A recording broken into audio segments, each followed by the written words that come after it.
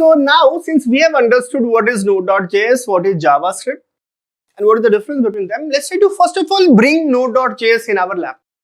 I'm hoping most of you who's watching it already would have Node.js installed. If not, just try to follow the steps that I'm going to do. Right? So on the screen right now, you see I've opened a browser. And if I have to install Node.js, I just have to go and type, let's say that, let me go and open the google.com. Okay.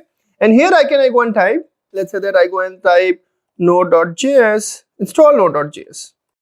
As simple as it could be, right? When I go and click on this install Node.js, the first website that comes up, right? Nodejs.org/en/download.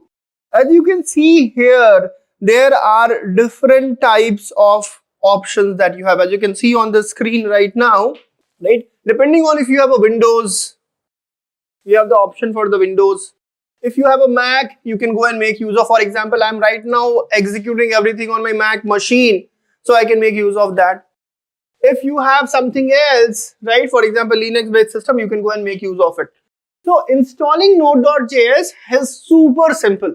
In today's modern world, when you guys are playing day in and day out by installing different types of applications, softwares, installing Node.js is no big pain, right? So I'm just expecting you people that you go to this website, nodejs.org.